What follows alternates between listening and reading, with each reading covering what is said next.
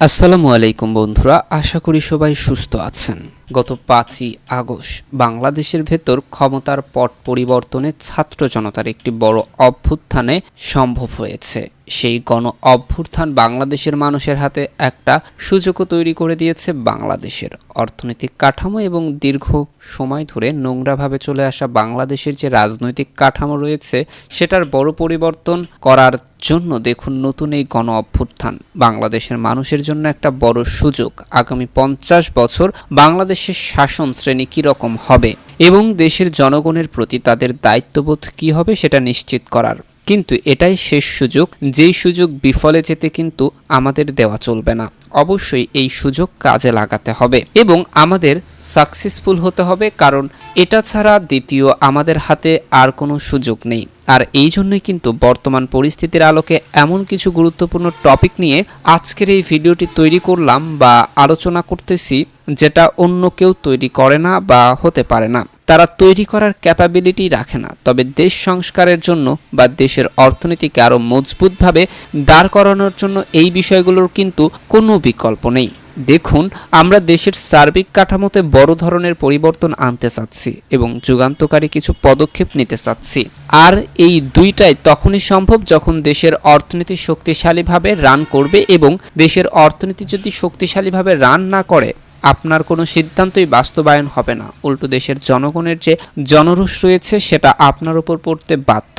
আর যদি আপনার দেশের অর্থনীতিকে শক্তিশালীভাবে টিকিয়ে রাখতে চান তাহলে দেশের উৎপাদন ব্যবস্থাকে রান করতে হবে, শক্তিশালী করতে হবে। আর এটা করার জন্য প্রধান কাজ হলো সকল ফ্যাক্টরিগুলোতে প্রাকৃতিক গ্যাসের সরবরাহ নিশ্চিত করা এবং তাদের মেশিনগুলো চলার জন্য যে বিদ্যুতের সাপ্লাই সেটাও নিশ্চিত করা অত্যন্ত জরুরি। কিন্তু দুঃখজনক হলেও সত্য, এই দুইটা জিনিসই কিন্তু এখন ঝুঁকির মধ্যে রয়েছে।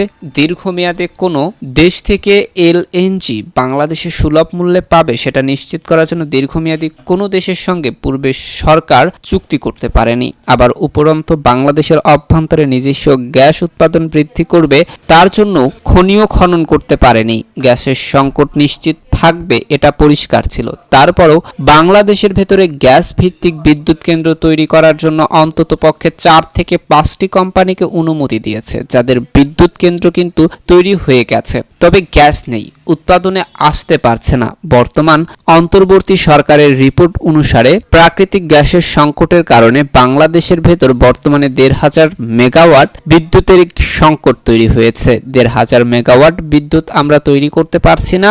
আর এই যে পুরো সংকট সেটাকে আরো ঘনীভূত করেছে সামিট নামের একটা কোম্পানি, যে কোম্পানি দীর্ঘ সময় ধরে করোনাকালীন সময়ে ভেতর আমরা প্রাকৃতিক গ্যাস বা এলএনজি আমদানি করতে না পারলেও পার ডে 3 কোটি টাকা করে কিন্তু তারা ক্যাপাসিটি চার্জ নিয়েছে। তবে বর্তমানে তারা নিজেরাই কিন্তু বাংলাদেশের এই সংকটময় পরিস্থিতির মধ্যে বাংলাদেশে গ্যাস সরবরাহ করতে পারছে না। বাংলাদেশ সরকারের সর্বশেষ তথ্য অনুসারে বর্তমানে প্রতিদিন বাংলাদেশের ভেতরে 380 কোটি ঘনফুট প্রাকৃতিক গ্যাসের চাহিদা রয়েছে, যার বিপরীতে আমরা সরবরাহ করতে পারছি সর্বোচ্চ 300 কোটি ঘনফুট। যেমনটা হিসেবে দেখা যায় যে এই 300 কোটি ঘনফুট প্রাকৃতিক গ্যাসের সরবরাহে আমাদের স্থানীয় যে সকল গ্যাসের খনি থেকে উৎপাদন সেখান থেকে সরবরাহ করা হচ্ছে 200 কোটি ঘনফুট, যার প্রায় 70% কাছাকাছি একাই সরবরাহ করছে মার্কিন কোম্পানি সাবরন। বাকি যেই 100 কোটি ঘনফুট বা আমাদের মোট সরবরাহের 3 ভাগের 1 ভাগ সেটা সরবরাহ করা হচ্ছে এলএনজির আমদানি করা 2টি ভাসমান এলএনজি টার্মিনালের মাধ্যমে, যার একটি কিন্তু আমেরিকার কোম্পানি তারা সরবরাহ করছে 50 কোটি ঘনফুট, আর বাকি 50 কোটি ঘনফুট সরবরাহ করছে সামিট নামে আরও একটি কোম্পানি। টেকনিক্যালভাবে আমি একটা তথ্য দিয়ে রাখি, মার্কিন কোম্পানি সাবরন এবং মার্কিন আরও একটি এলএনজি টার্মিনাল কোম্পানি এক্সালিট এনার্জি এবং এই দুইটি কোম্পানি বাংলাদেশের 40% গ্যাস সরবরাহ করেছে। মানে অলরেডি বাংলাদেশের গ্যাসের যে সরবরাহ সেটাও 80% আমেরিকার নিয়ন্ত্রণে। স্ক্রিনে বর্তমানে আপনারা যে ভাসমান এলএনজি টার্মিনালটি দেখছেন এটি সামিটের ভাসমান চলমান এলএনজি টার্মিনাল, যেটা 15 বছর চুক্তির অধীনে বাংলাদেশের মহেশখালীতে বাংলাদেশের ভেতর এলএনজি সরবরাহে কাজ করে।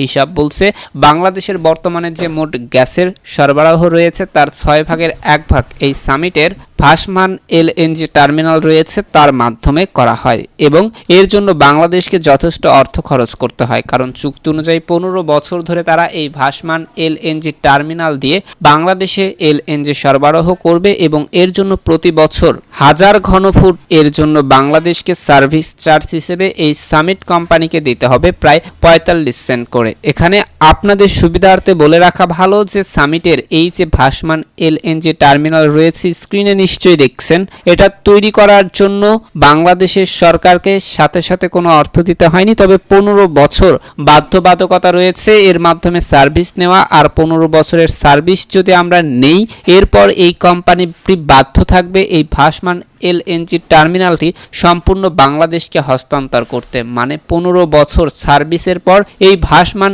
এলএনজি টার্মিনালটি ব্যবহার করে গ্যাস আনতে দৈনিক 3,31,50,000 টাকা বাংলাদেশের ব্যয় করতে হয় এবং বর্তমান শর্ত অনুযায়ী কোনো কারণে বাংলাদেশ যদি এলএনজি আমদানি করতে না পারে, এর মাধ্যমে কাজ করতে না পারে, তারপরেও কিন্তু বসে বসে সামিটের এই কোম্পানিকে 3,31,50,000 টাকা দিতে হবে। এটাই হলো নিয়ম। ক্যাপাসিটি চার্জ অনুযায়ী মূল সমস্যাটা হলো যে বাংলাদেশ যদি এলএনজি আমদানি না করতে পারে, বসে বসে ক্যাপাসিটি চার্জ দিতে হবে সামিটকে। তবে যদি এমনটা হয় বাংলাদেশ এলএনজি আমদানি করছে, তবে সামিটের এই ভাসমান যে এলএনজি টার্মিনাল রয়েছে টেকনিক্যাল সমস্যার কারণে সেটা সাপ্লাই দিতে পারলো না সেই প্রাকৃতিক গ্যাসের এলএনজিকে বাংলাদেশের গ্রিড লাইনে, তখন সামিট জরিমানা দিতে বাধ্য থাকবে।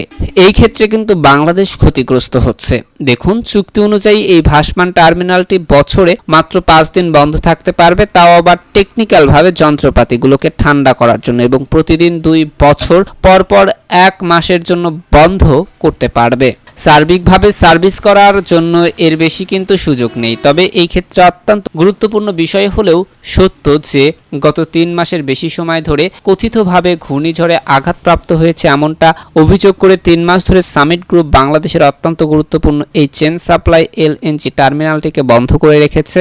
এখন পর্যন্ত কিন্তু তারা চালু করছে না। ওমান এবং কাতারে যে 2টি দেশ সুলভ মূল্যে আমাদের এলএনজি দেয়, তাদের কাছ থেকে সুলভ মূল্যে আমরা অন্ততপক্ষে 4টি কার্গো শিপ এলএনজি আমদানি করার চুক্তি করেছিলাম। শুধুমাত্র এই সামিট তাদের যে এলএনজি টার্মিনাল রয়েছে সেটা চালু না করার কারণে সেগুলো আমাদের বাতিল করতে হয় সেখানেও। কিন্তু বাংলাদেশের মিলিয়ন মিলিয়ন ডলার ক্ষতি হয়েছে 3 মাস পূর্বে একটা ঘূর্ণিঝড় এসেছিল, সেই ঘূর্ণিঝড়ে নাকি এই ভাসমান টার্মিনাল আঘাতপ্রাপ্ত হয়েছে, যেটা ঠিকঠাক করার জন্য 2 মাস সিঙ্গাপুরে এই জাহাজটি অবস্থান করেছে, ঠিকঠাক করে বাংলাদেশে এসেছে। এরপরই কিন্তু হয়ে গেছে ক্ষমতার পরিবর্তন, অর্থাৎ আত্মসাৎ, অর্থ পাচার এবং দুর্নীতির মাধ্যমে কাজ পাওয়া এবং বিভিন্ন ধরনের অর্থ লোপাট করার নানা ধরনের অভিযোগ রয়েছে এই সামিট গ্রুপের বিরুদ্ধে, যেটা নিয়ে কিন্তু তদন্ত চলছে।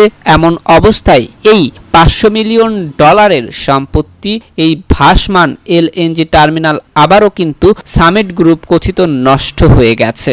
যন্ত্রপাতিগুলো ঠিকঠাক করতে হবে এমন অভিযোগ এনে সিঙ্গাপুরে নিয়ে যেতে চাচ্ছে। যদি এই জাহাজটি সিঙ্গাপুরে যায় সেটা কিন্তু আর ফেরত আসবে না, মানে বাংলাদেশের 50 মিলিয়ন ডলারের সম্পত্তি চলে যাবে। কারণ যেমনটা আমি পূর্বেই বলেছি যে নিয়ম অনুযায়ী 15 বছর ব্যবহার করার পর এই এলএনজি টার্মিনাল বাংলাদেশ সরকারের কাছে হস্তান্তর করতে হবে, এটা বাংলাদেশের সম্পত্তি। সেই জায়গায় 15 বছরের মধ্যে 3-4 বছর কিন্তু অলরেডি আমরা ইউজ করে ফেলেছি, মানে এই জায়গায় কিন্তু পেমেন্ট অনেকটা আমরা দিয়ে ফেলেছি। এর প্রায় 20 থেকে 30% মালিক আইনগতভাবেই এখন বাংলাদেশের অন্তর্বর্তী সরকারের সামিট গ্রুপকে অন্তত পক্ষে 2 থেকে 3 বার চিঠি দিয়েছে যে বাংলাদেশের 6 ভাগের 1 ভাগ গ্যাসের সাপ্লাই যে এলএনজি টার্মিনাল দিয়ে হয়, সেই এলএনজি টার্মিনাল এভাবে মাসের পর মাস বসে থাকতে পারে না, যেটা বাংলাদেশের অর্থনীতি এবং উৎপাদনে সেক্টর এবং বিদ্যুৎ উৎপাদনের একটা কঠিন পরিস্থিতি তৈরি করেছে। সুতরাং যত তাড়াতাড়ি সম্ভব এটাকে চালু করার দরকার। তবে সামিট গ্রুপ কিন্তু এর যথাযথ কোনো উত্তর দেয়নি, বরঞ্চ তারা প্রচণ্ডভাবে চেষ্টা করছে বর্তমানে আমাদের মহেশখালীর বহিঙ্গরে যে এলএনজি টার্মিনালটি দাঁড়িয়ে আছে সেটাকে আবার সিঙ্গাপুরে নিয়ে যেতে। আপনি নিশ্চয়ই জানেন যে সামিট গ্রুপের প্রধানের সিঙ্গাপুরের নাগরিকত্ব রয়েছে, সুতরাং এই জাহাজটি যদি সিঙ্গাপুরে যেতে পারে সেটা আর ফেরত আসবে না। দেখুন, জরুরি ভিত্তিতে সামিট গ্রুপের এই এলএনজি টার্মিনালের বিরুদ্ধে জরিমানা করা অত্যন্ত আবশ্যক, কারণ 3 মাস বন্ধ থাকার কারণে আমরা কিন্তু আর্থিকভাবে ক্ষতিগ্রস্ত হয়েছি। সুতরাং আমাদের ন্যায্য হিসাব আদায় করতে হবে, কারণ সামিট গ্রুপও কিন্তু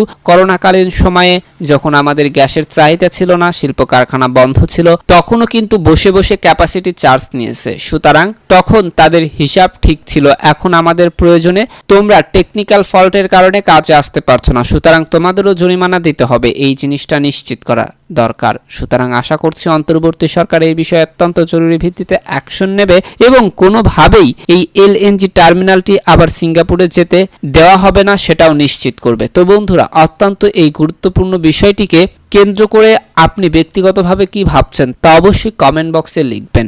আজকের মতো বিদায়, নতুন কোনো ভিডিও নিয়ে আবার দেখা হবে। সেই পর্যন্ত ভালো থাকবেন, সুস্থ থাকবেন, বাংলাদেশকে ভালোবাসবেন। আল্লাহ হাফেজ।